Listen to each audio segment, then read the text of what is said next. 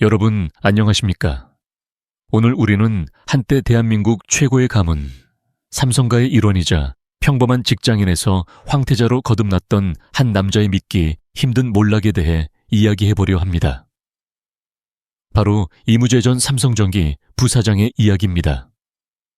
1999년 당시 삼성그룹 이건희 회장의 장녀 이부진 사장과 이무재 씨의 결혼은 그야말로 세기의 사건이었습니다. 재벌가 자녀와 평범한 사원의 만남. 세상은 이를 두고 남자 신데렐라의 탄생이라며 축복했습니다. 하지만 그 화려한 조명 뒤에는 우리가 알지 못했던 깊은 갈등의 골이 패여 있었습니다. 이무재 씨는 결혼 후 삼성전기 부사장이라는 고위직에 오르며 승승장구하는 듯 보였습니다. 그러나 2014년 이부진 사장이 이혼 조정을 신청하면서 15년간의 결혼 생활은 파국을 맞이하게 됩니다. 당시 이무재 씨는 가정을 지키고 싶다는 의사를 강력히 피력했으나 법정 공방은 무려 5년 넘게 이어졌습니다. 그는 소송 과정에서 스스로가 삼성가에서 겪었던 소외감과 압박감을 토로하며 세간의 동정을 사기도 했습니다.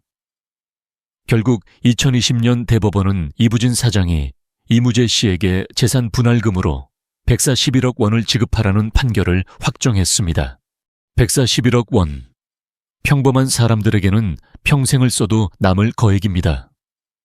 당시 여론은 그가 이 돈으로 조용한 제2의 인생을 시작할 것이라 믿어 의심치 않았습니다.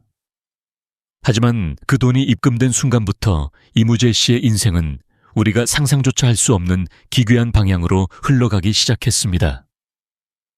황태자의 자리를 내려놓은 그가 향한 곳은 강남의 펜트하우스도 해외의 휴양지도 아니었습니다. 경기도 연천의 한적한 농가 그곳에 놓인 차가운 컨테이너 박스였습니다.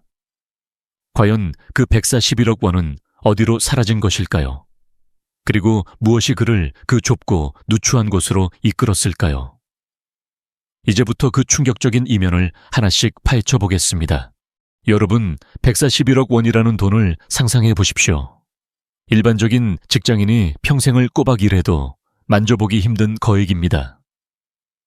이부진 사장과의 이혼 소송 끝에 이무재 씨의 손에 쥐어진 이 돈은 그의 새로운 출발을 위한 든든한 미천이 되어야 마땅했습니다. 하지만 재판 결과가 확정된 후 들려온 그의 근황은 우리의 상식을 완전히 뒤엎었습니다.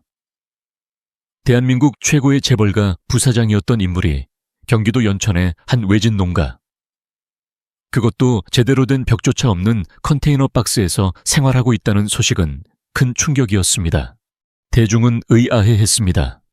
그 거액을 두고 왜 하필 컨테이너인가? 탐사 결과 그 농막은 대학생 자취방보다 못한 열악한 수준이었습니다. 왼쪽은 좁디 좁은 침실 겸 거실, 오른쪽은 간신히 몸을 씻을 수 있는 화장실이 전부였죠. 하지만 기이한 점은 여기서 끝이 아니었습니다. 그런 허름한 농막 앞에 주차된 차량은 수억 원대를 호가하는 고급 세단 벤츠였습니다. 심지어 그는 함께 지내던 무속인 여자친구 박 씨에게 수억 원 상당의 포르쉐 차량까지 선물한 것으로 드러났습니다. 141억 원이라는 자산이 비정상적인 방식으로 소진되고 있었던 것입니다.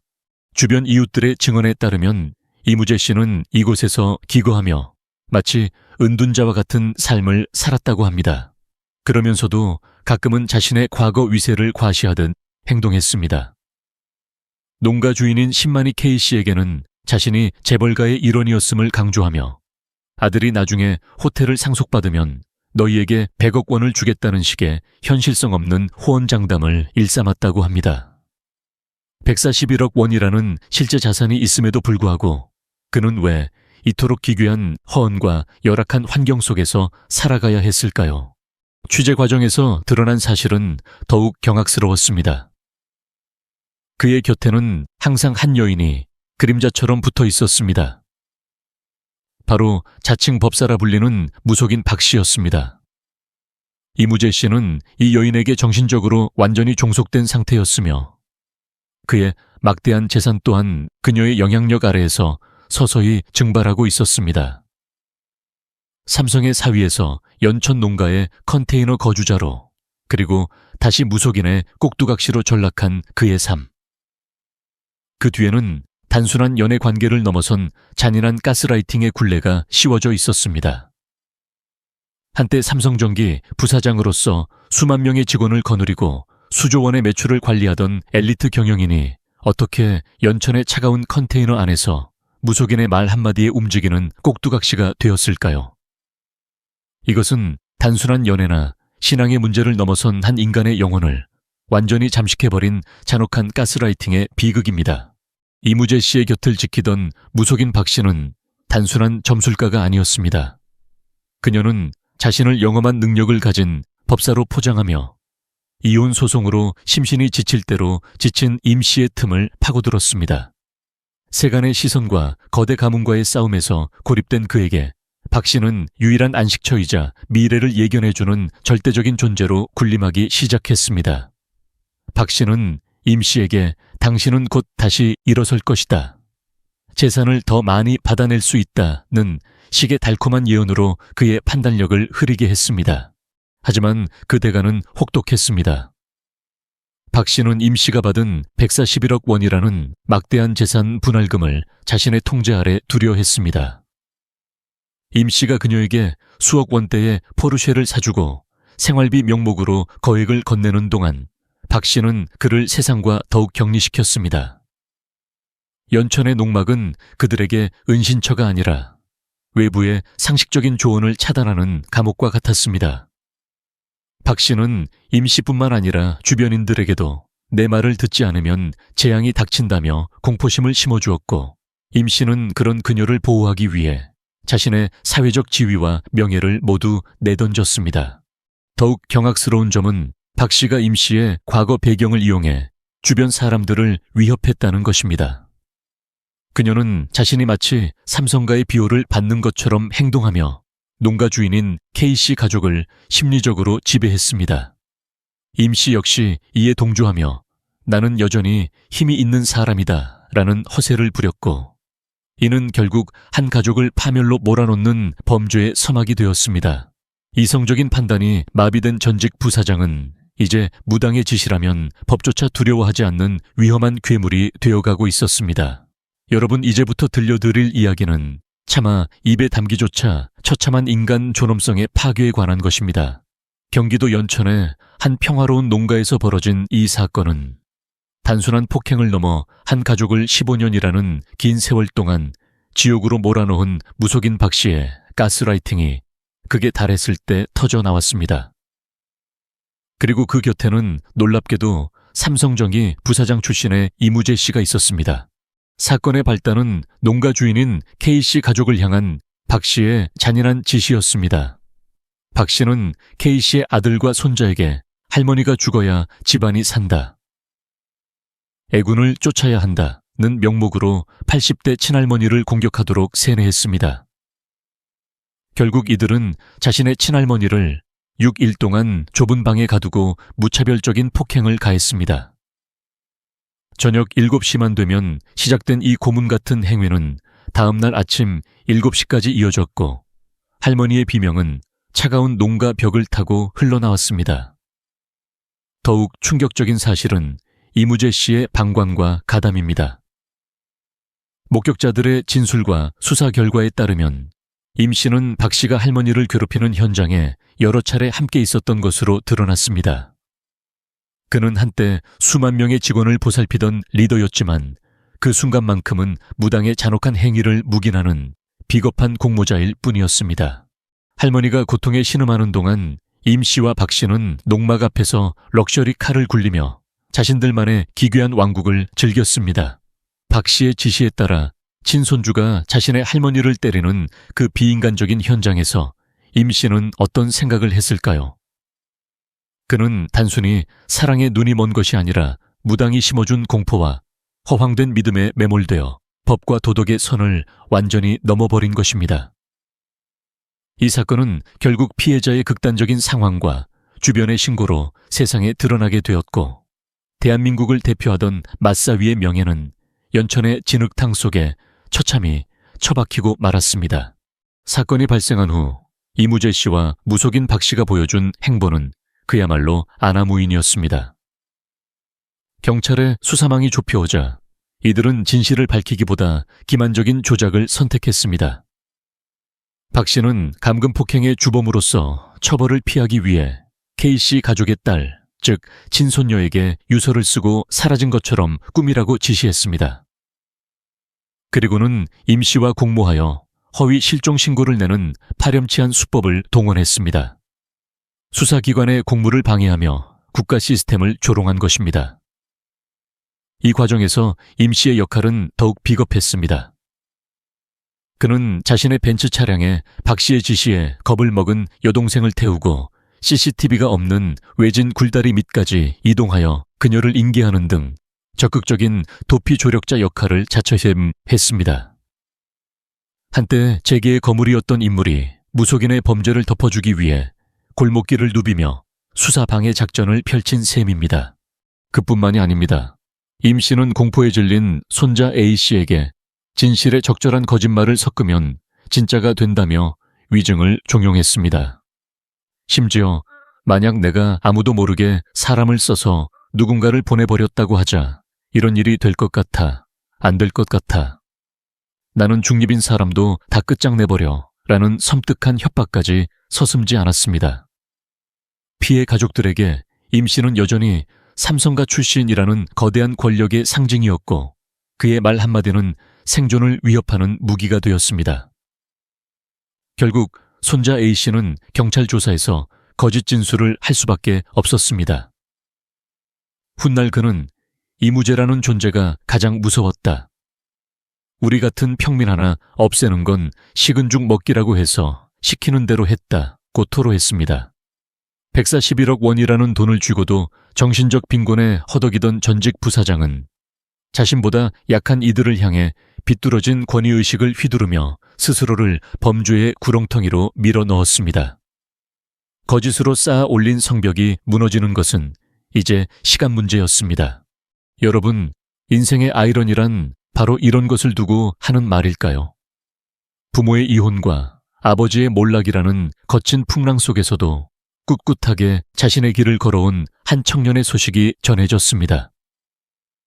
바로 이무재 씨와 이부진 사장의 외아들 임동현 군의 이야기입니다. 2026년 초 연예계와 재계에는 아주 뜻깊은 소식이 들려왔습니다. 임동현 군이 쟁쟁한 인재들을 제치고 대한민국 최고의 명문인 서울대학교 경제학부에 수시로 합격하여 입학했다는 뉴스였습니다. 입학식 당일 수많은 인파 속에서도 단연 눈에 띄는 인물이 있었습니다. 바로 아들의 새로운 시작을 축하하기 위해 한 걸음에 달려온 이부진 사장이었습니다. 그녀는 재벌 총수로서의 날카로운 모습은 잠시 내려놓고 여느 학부모와 다름없이 아들의 모습을 카메라에 담으며 환한 미소를 지었습니다.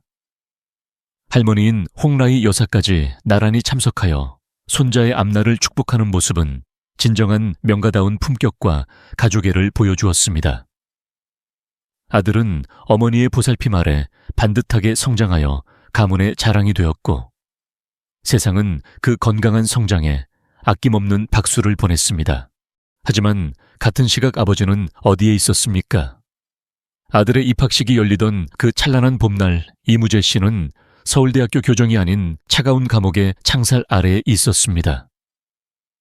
141억 원이라는 거액의 재산 분할금을 손에 쥐고도 무속인의 꿰매에 빠져 범죄에 가담한 대가로 그는 징역 1년의 실형을 선고받고 법정 구속된 상태였습니다.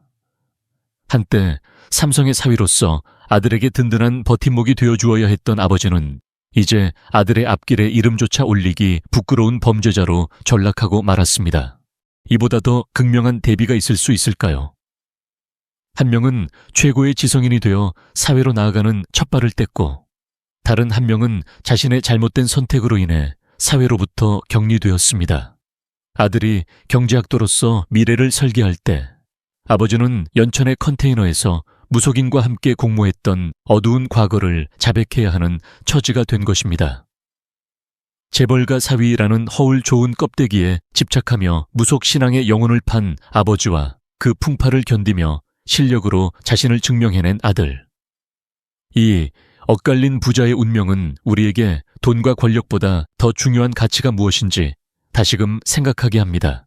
한때 대한민국 재계 서열 1위, 삼성의 일원이었던 남자의 인생이 이토록 처참하게 무너진 이유는 무엇일까요? 이무재 전 부사장의 추락은 단순히 한 개인의 불운이 아니라 자신의 정체성을 잃어버린 인간이 어디까지 나락으로 떨어질 수 있는지를 보여주는 잔혹한 기록입니다. 141억 원이라는 거액의 재산 분할금은 그에게 새로운 삶의 기회였어야 했습니다. 하지만 그 돈은 상식적인 판단을 돕는 대신 오히려 무속신앙이라는 비이성적인 늪에 빠져드는 독이 되고 말았습니다. 그는 왜 연천의 차가운 컨테이너 안에서 무당의 말에 영혼을 맡겼을까요? 전문가들은 그가 삼성가라는 거대한 울타리에서 벗어난 뒤 겪었을 극심한 고립감과 박탈감에 주목합니다. 세상의 조롱과 가문의 압박 속에서 홀로 남겨진 그는 자신의 불안을 달래줄 초자연적인 존재에 매달렸고 그 틈을 타 무속인 박 씨는 가스라이팅이라는 거미줄을 쳤습니다. 결국 그는 법과 도덕마저 무시한 채 타인의 가정과 인권을 파괴하는 범죄의 도구로 전락했습니다. 하지만 진실은 결코 가려지지 않았습니다. 징역 1년이라는 선고와 법정 구속, 그리고 그와 대비되는 아들의 당당한 홀로서기는 우리에게 중요한 메시지를 던집니다. 진정한 명예는 누군가의 사위라는 타이틀이나 통장의 장에서 나오는 것이 아닙니다. 자신의 잘못을 인정하고 책임지는 태도, 그리고 이성적인 판단력을 유지하는 건강한 정신에서 비롯되는 것입니다. 오늘 우리가 다룬 이 비극적인 사건은 헛된 욕망과 맹신이 얼마나 위험한지를 일깨워줍니다. 부와 명예가 아무리 높았다 해도 스스로를 지탱할 내면의 힘이 없다면 그 추락은 한순간입니다. 이제 우리는 수감된 아버지의 뒷모습이 아닌 스스로의 힘으로 밝은 미래를 열어가는 아들의 앞날에 주목하려 합니다. 그것이 이 비극적인 서사의 끝에 우리가 가질 수 있는 유일한 희망이기 때문입니다. 시청해주신 여러분, 감사합니다.